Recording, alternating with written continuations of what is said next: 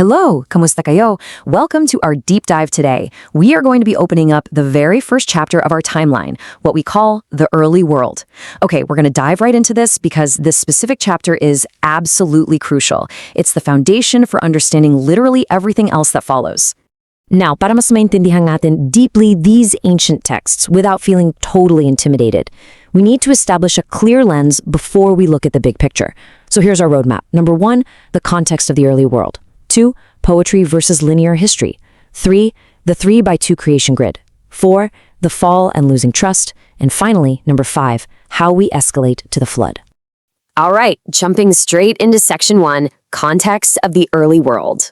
Madalas, we look at these early biblical stories as just basic fables for kids, right? Mga bedtime stories natin noon.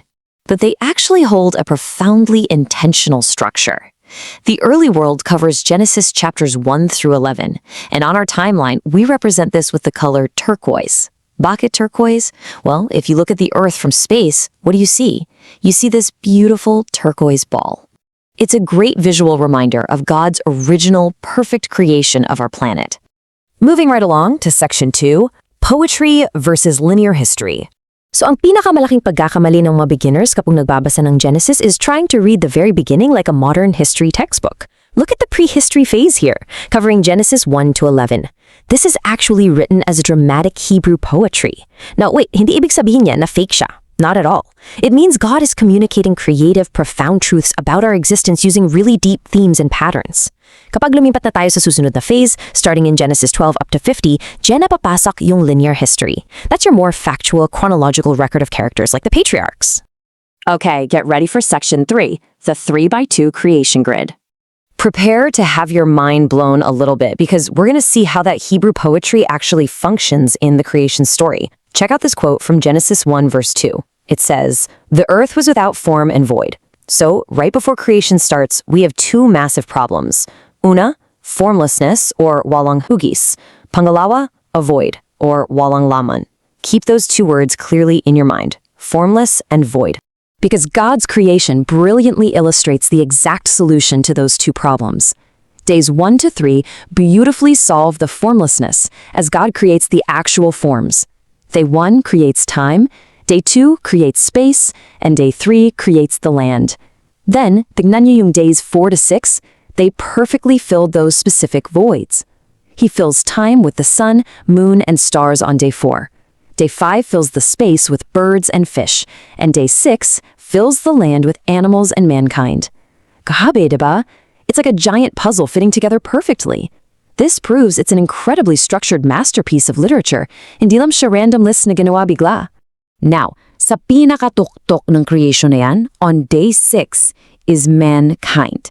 We are uniquely created in the image and likeness of God. Ibig sabihin yan, out of absolutely everything in this vast universe, tayo a masterpiece.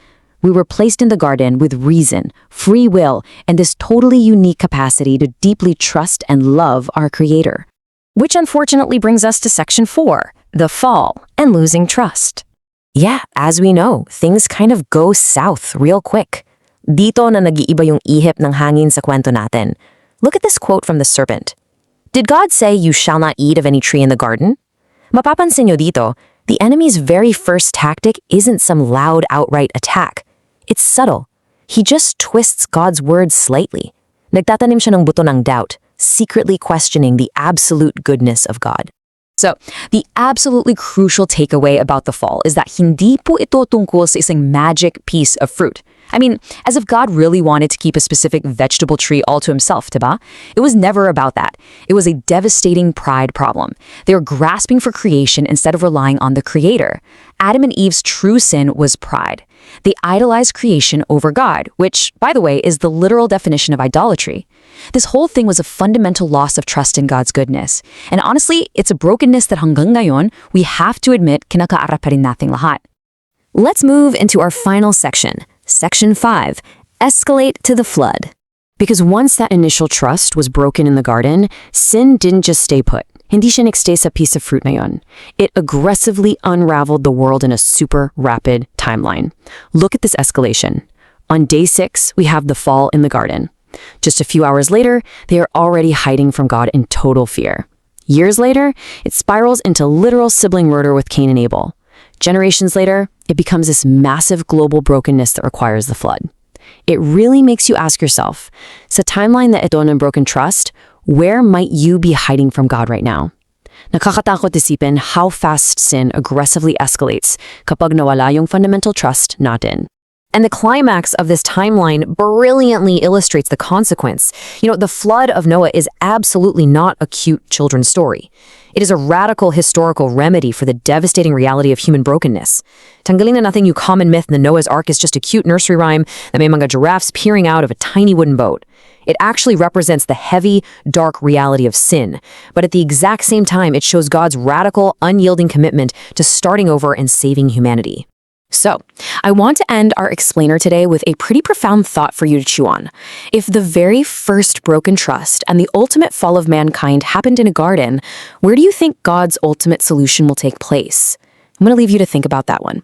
Maraming salamat for watching and exploring this beautifully structured early world with me. I will see you guys in the next explainer.